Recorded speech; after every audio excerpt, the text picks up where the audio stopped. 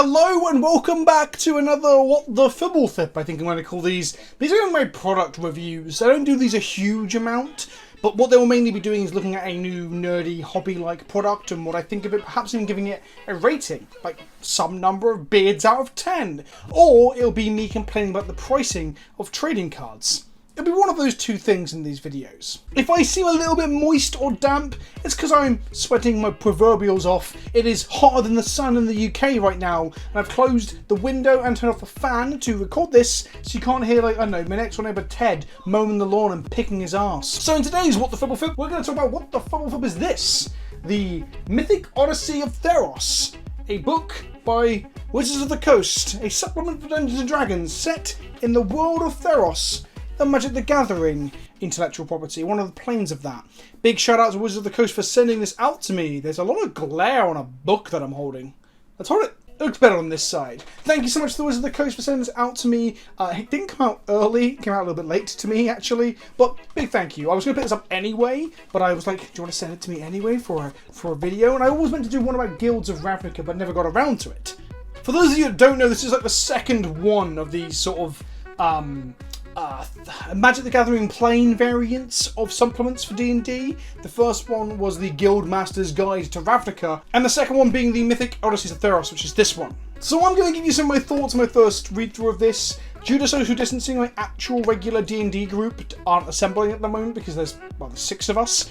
Some of us still working, literally, not myself, but in their environments where they're in contact with the public. So during the current health crisis, it's not wise. I'm not playing an online campaign at the moment. So yeah, I haven't had a chance to really play with any of the stuff in here yet. I will do when it comes around to reassembling my D&D group in the post-apocalyptic times after COVID. But I have had a read through it, and I want to talk about some of my thoughts on it. Now, to give you some context of who I am and where I'm coming from, if you're coming to this video new to the channel or whatever, hi, I'm Vince, also known as PleasantKenobi on the internet, best beard in esports entertainment. But also, I am a Magic the Gathering nerd and YouTuber, and I quite like other nerdy shit too, like Dungeons & Dragons, Warhammer, Magic the Gathering, video games, and all that good stuff. As far as my experience with D&D, I played a hell of a lot of 4th, a little bit of 3rd after 4th, because we went back, because, well, 4th wasn't great, and I played quite a bit of 5th. I am more experienced as a player than I am a DM, but I'm a not experienced DM. I'd say I'm still a bit of a newbie, a beginner, and my group as well are all noobs. That's a fair statement to say that I regularly play with. So I'm like hand-holding them a bit and also not really learning from more experienced players. However, on the Magic side of things, I wouldn't say I'm a newbie. I'm about as entrenched as you can get. My entire career is based around making videos about Magic the Gathering, the card game, its peripheral news, and all the formats and game modes there within. So I really like Magic, and I really like Dungeons & Dragons, but Magic is by far the angle from which I'm coming into this book. So on the topic of other hobbies, I recently got into Warhammer, and what that has with it are rule books that are not just rule books, but they're huge, like, flavour books too. This is just a supplement to one of the thinner books called The Psychic Awakening by Baal, and in it you have a lot of like stuff at the back, which is all your rule stuff, but in the front you have a lot of flavour. You have literally like a narrative ongoing, and it's happened in all the books. Here we have the latest core 9th edition rulebook, and the rules start here. This is where the rules start.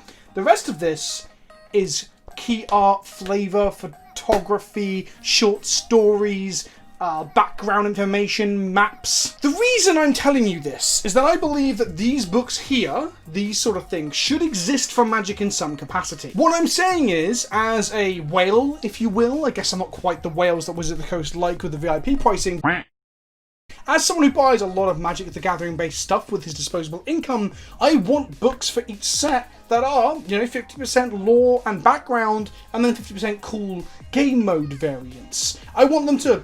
My theory would have been that they release annuals or core rule updates, and even just once a year perhaps, with bits for each plane in it, and then you have, I don't know, 12 plane chase cards that come with it, or arch enemy schemes, or some variant, some gameplay variant. The Horde deck thing that we had for the Defeat the Hydra in the first Theros pre-release. Any of those things attached to a lore-based, art-covered coffee table book would be excellent. For example, I bought this, or I think I got it as a present from my wife actually.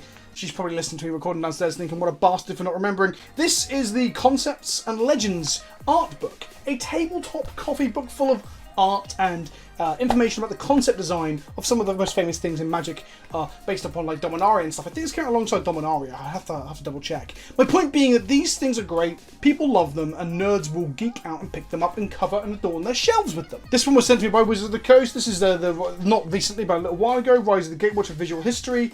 As a visual history of the Gatewatch. More of this stuff, please. But I think you could do it in a way that somehow ties into the game more so than just a flavour supplement. Not in a way that you have to get it. Not like a core rulebook necessarily, but I'm saying like an annual almost. I just think it's not necessarily an untouched thing, because obviously these exist and this exists, but I think the D&D books can be that sort of crossover in a way. So beyond that, this is obviously a D&D supplement, so I can't just go on and on and on about all the maps and the flavour that we got for Theros in here, which there is plenty of it. There's discussions of how the Leonin people organise their societies that I found genuinely interesting, matriarchal apparently, and Brimaz is one of the few males to get to be the speaker, the leader, the king of the Erescan people. So that was interesting. But beyond that, it's a D&D supplement. So let's talk a bit about that. But before we talk about that, what the Fbltph is Theros? Theros is an extremely popular plane within the multiverse of Magic the Gathering. Planes are basically planets, if you will, if you're looking from a science fiction perspective, or they are literally, again, like planes or dimensions that you get in Dungeons & Dragons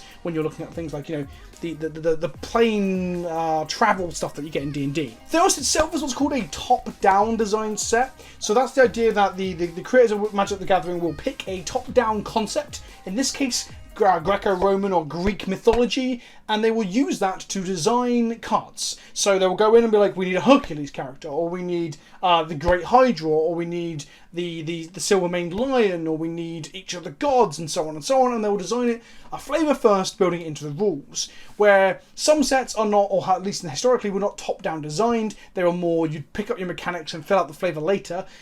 This, and Innistrad, and Amonkhet were all like top-down designed to fit to some flavour, and this top-down design has been overwhelmingly positive for the game in terms of creating like worlds that resonate with the player base and just fun and memorable characters and worlds. So we had one Ravnica one because Ravnica is popular, and we've had one Theros one, which is good because Theros is popular. Now Theros, being the Greek legends set, actually does double duty here, being a book for D&D, a source book, because 5th edition doesn't have any Greek mythology or Age of Hero style stuff really in that style. So this ticks that box, as well as being the Theros supplement. One of the downsides, we're going to talk about this product range, as it were, this and the Guildmaster's Guide and other Magic the Gathering based D&D books, is that, again, I think there should be more of them. It's weird that Throne of Eldraine didn't get one. It's weird that Innistrad has never gotten one. And before someone in the comment section says to me, we don't need to have Innistrad because that's a gothic horror set, a European folklore, like tying in a little bit, Eldraine being more folklore, but yeah, the German gothic aesthetic and gothic horror tropes. Sure, we've already got that sort of like horror thing with Ravenloft and the Curse of Strahd, but does the Curse of Strahd have Delver of Secrets? Does it have the Snapcaster Mage and wherever that came from and who they are? Does it have the Stitches? Does it have the Eldritch horror element of the second Innistrad block when we had the Eldrazi coming in? No, it doesn't have a lot of those things. So I don't think that we only have to have the sets that fill in blocks. Like so there's a hole in current 5th edition D&D for a big city, so you got Ravnica, and a hole for Greek, so you got this. No Kaladesh because we've got Eberron or whatever it is, the mechanical construct thing. Sure, I get that maybe you don't want to double dip a little bit, but I still want some stat sheets for Kaladesh stuff. I still want to know like the lore behind how walking ballistas are built, or some of the cultural backgrounds that we can have for our characters on Kaladesh. It also gives you an opportunity to get some people of colour or people from the real world analogues to those societies to get involved with your creative process as well, which is something that Wizards of the Coast definitely should be doing. So I get it.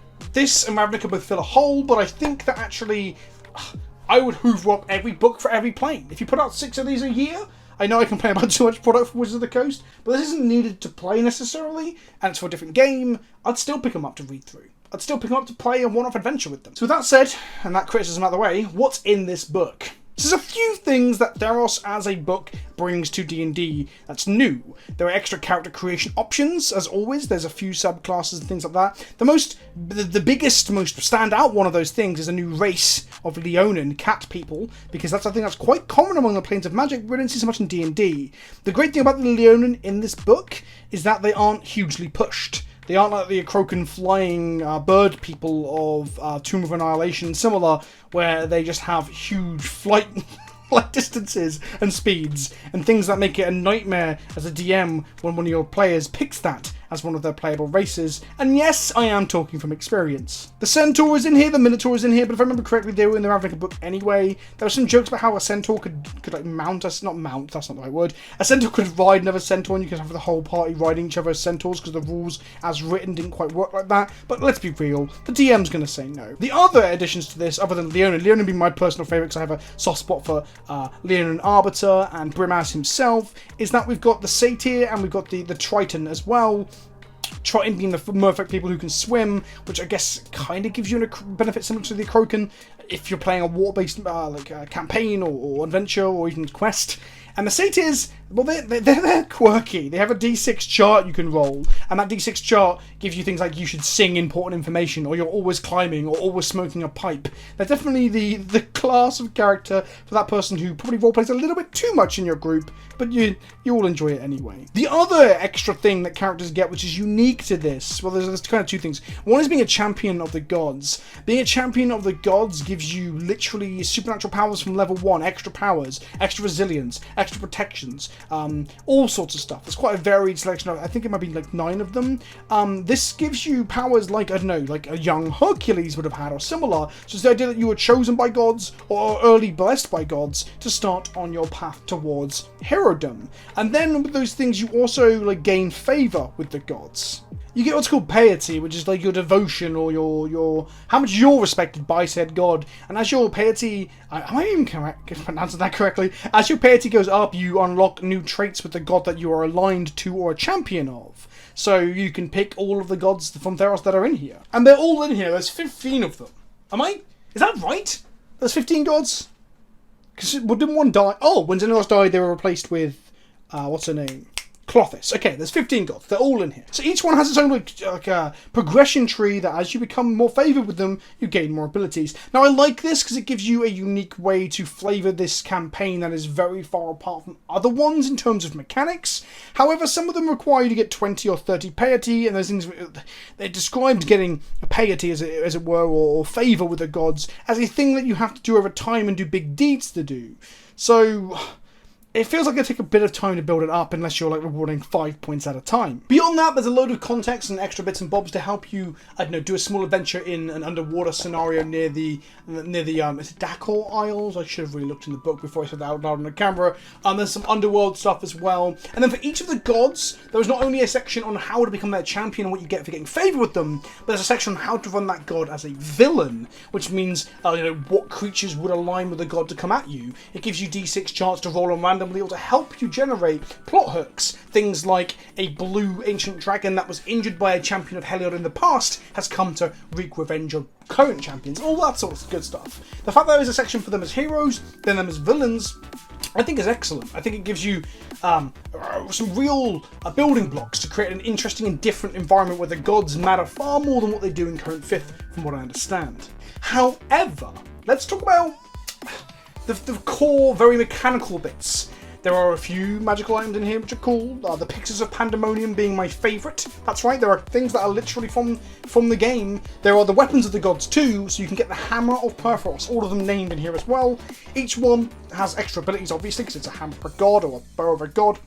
And then as you get favour with that god, they gain either randomised or you can choose them abilities, depending on what your DM wants to do. So they get more powerful the more might of the god that you wield.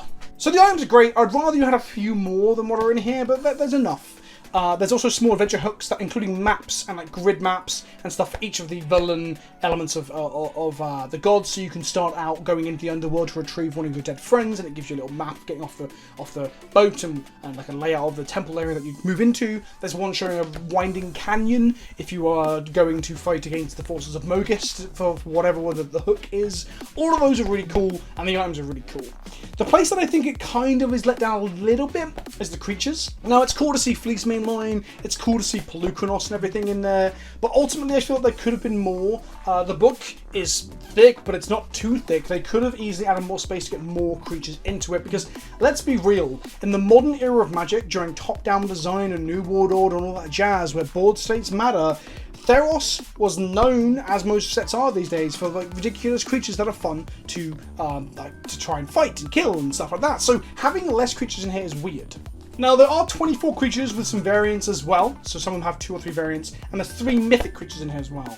But maybe it's just the monster manual like stat nerd that I am for D&D, but I kind of wanted more. Polukranos isn't one of the mythical ones, weirdly, despite being a huge legendary that plays a big part in both the story of the first, it's so hot, the first Theros and the second Theros, and on the cover, he's a huge, powerful monster, but not a mythical one, not one that has the not mythical, what do they call them in D&D? I'm using magic terminology there. The ones that have lairs and lair actions, he doesn't have that. However, he is the WizKids, like, key model to showcase this set. I'll come to that more in a moment. My point is, I guess, to shortcut to it, just get to my point, I don't understand why there aren't gods statted in here. Now I get it, it explains in here that the gods are no lesser gods just because they're brought into power by the collective beliefs of the societies and cultures on Theros. I get the book literally explains that to you. There are no lesser gods than other gods in other planes. However, in Magic the Gathering, the gods are physical creatures when they have enough devotion, and they can physically fight with other creatures, and often they won't die because they're indestructible, or in the case of other gods, non-Therosian ones, they come back shortly after. But you could factor that into the rules. There could be creatures that just do not die, and you have to succumb them in other ways, whether it be convincing them, or magical means, or imprisoning them, for example, like imprisoning the gods. In some ways, you can have the gods be like the Tarask, where you can't actually defeat it in one-on-one combat. You're actually going to lose to it in one-on-one combat over time because they're a god. So you have to whittle them down and use your smarts, your ingenuity, your skills, your abilities, and your spells to imprison or restrict or whatever. I just think physical gods to be like the boss characters at the end of a big campaign that your heroes are fighting towards, especially when they are the villain, would have been really cool. It would have allowed stat nerds to go, oh, looks like Purpose would beat Heliod in an out-and-out fight, unless, I don't know, they were in a certain situation where one of their passive abilities was functioning better than the others, I don't know, resistances to certain weather conditions or whatever. Like, you could have that sort of, who would win the fight, Wolverine versus the Hulk kind of thing. I just think leaving the gods out as, like, playable NPCs as far as, like, combatants is concerned is a shame, because they are literally on the battlefield fighting other things in Magic, and then we're not seeing them in the D&D Theros supplement.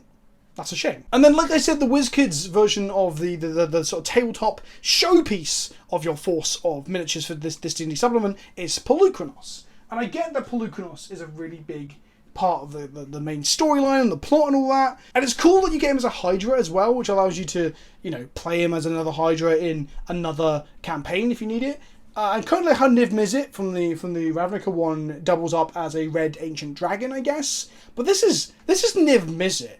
Like, I don't feel those two are comparable in terms of their impact and story and coolness and stuff. The reason I'm saying this is I think the WizKid mini, like spotlight, highlight, table center, or whatever piece could have been like Perforos emerging from the ground with his hammer. It could have been Heliod in the clouds. Heliod being a great villain. Don't forget, the main part of the original Theros storyline was Elspeth killing Xenagos with a God-forged weapon. So why can't they get a God-forged weapon in this one, like God's End or the Hammer of Perforos, and go and kill another god?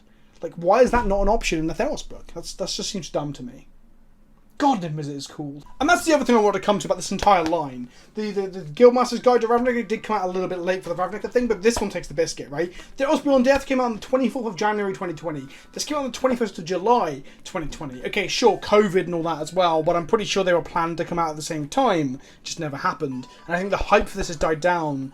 The hype for Theros in general has died down. They should just be coming out with each set that they come with, in my opinion, with each set. But wait, it gets worse. The D&D miniatures, which are literally called Icon of the Realm series, Mythic Odyssey of Theros, or Mythic Odysseys of Theros. It's the WizKids minis that go with this book. It gives you Polukranos to play out this book and so on. They're coming out in August, this month, so they're not even out yet. Which is just bizarre why it's so spread out, right? Also, the price point of the minis. I know this is more of a discussion on this book, but I think the minis are part of the whole product line. The price point of the minis bothers me a little bit. Polukranos is $60, and from someone who just started recently collecting Warhammer, for $60 I expect an incredibly intricately detailed miniature. I guess it's already glued and already painted, which is an upside, but they aren't exactly painted in high detail, to be honest. The boxes that you get, the WizKid boxes, are blind, which I have no problem with. I have no problem with blind booster methods if the costing isn't ridiculous. I like magic boosters. And there's something super exciting about opening up one of these packs and getting, in this case, an Arc-like Phoenix. It's gonna focus? No, okay. This is an Arc-like Phoenix. When I saw it, I got out of the box like, that's an Arc-like Phoenix. That is a Guilds of Ravnica card manifested into a physical object, and it is transparent and see-through and stuff as well. Maybe I'll do some WizKids box on openings with their models to talk about them, because I would like to look at them closer up. But the detail level isn't quite there on them, but this thing, where it looks like the obvious iconography of magic, and it's got like a transparent like look to it, or uses some sort of other unique gimmick, I think it's very, very cool. So I like them, but why are they out a month later, and why Polukranos? To further to that, I know I'm saying gods, gods, gods. Where are my gods to kill? Maybe I just want to kill a god like a proper edgy teen. Who knows? At the back of this book, there are other, like, truly mythical, powerful creatures. And whilst Polukranos can double up as a Hydra for other settings, so I guess double dipping is again a cool thing to give you some utility, Avasta is the mythical spider lady with all the spiderlings on her back from the new Theros set. That would have been a great miniature to have. How about Hythonia the Cruel? A big Gorgon, large monstrosity, a Gorgon queen upon a throne. How cool would that have been as a mini? And lastly, Tromokratus. Now, it's gargantuan, so maybe you couldn't have done a model. That said, I just checked. Polukranos is also gargantuan, and he doesn't even get a... Polukranos on the front cover of the book, and doesn't even get an art entry. Instead, we get the Iron Scale Hydra, which is like a down-tuned version of him, a lower challenge rating version. So I think that's very funny, that Polukranos isn't even in the book as far as art's concerned. So why not Tromokratus instead? I don't know. But I guess maybe some of you are thinking, why are you complaining about the cover art at this point? You seem to hate Polukranos. I don't hate Polukranos. I'm just saying there was some missed opportunities with the creatures. And I think for me, picking up these books, I love the flavour side of things that I think Magic needs to get into more with these kind of books, but I also love the stat block side of things, of seeing the items from Magic and the creatures from Magic statted up by someone who knows a bit more about game balance than I do. So, yeah, but that's what I pick up these books for. Part A, lore, and I think the lore in this is pretty good. And Part B, statted up items I can literally take and give to my players or put in front of my players to fight. And I think they just missed the boat a little bit on that. So overall, I'm going to give the book 8.5 chins out of 10. I would drop it by about a point, maybe a 7.5 out of 10. I haven't reviewed something with a score in a very long time. It feels so arbitrary. It's crazy, isn't it? I would give it a 7.5 out of 10 if we're looking at it as a product as a whole. If we factor in the sporadic release date. The fact that the minis themselves are okay but not great. The fact that Polukranos is the focus monster instead of a god. The fact that you can't fight the gods. That's more of a book special thing. A book unique thing. All of those things add up to bring down the whole package a little bit for me. But on the whole, I think if you like Theros or you like Greek mythology and you're a D&D player, you're going to love this. And if you just like Theros and you're not a D&D player or you're thinking of getting into D&D, this is pretty good. However, as a heads up, some like sort of bookkeeping, if you will, if you're looking to get into D&D and you think this book will do it, it won't on its own. This book is not really playable without the Player's Handbook and the Dungeon Master's Guide. And even then, there are things that are in like one of the other like monster supplements. Not the Monster Manual, but Zarathus's Guide to Monsters? There's a bit where it says, Perforce's God of the Forge. Literally his name in the card game. And it says, oh, in terms of the Forge as a godlike thing, check this other book for what that means. And I'm just like, surely they could have repeated the Forge thing in the book where you have the literal God of the Forge. But I guess that's how they get you to buy books. I've been Vince, also as PleasantKenobi on the internet. A reminder that this was sent to me by Wizards of the Coast. It's not a sponsored video as such. They aren't paying me or anything. I have no contractual obligation to them. They've just been kind enough to send me out a book to have a look through, to have a think about, to talk about to you all at home and see what you think. So let me know in the comment section below what you think as well. Because I do this a lot. Let's throw it back to you. I rarely ever literally review things, but I'm going to start doing them a bit better. What do you think of this book? Have you picked it up yet? Are you thinking of picking it up? Are you surprised at how late it came out compared to actual Theros itself? Do you think they should do this for every set? Would you pick them up? Because I damn well would, but I'm also a filthy whale from the looks of things. I hope you've enjoyed the video, and I'll see you all soon. Ta-ta for now.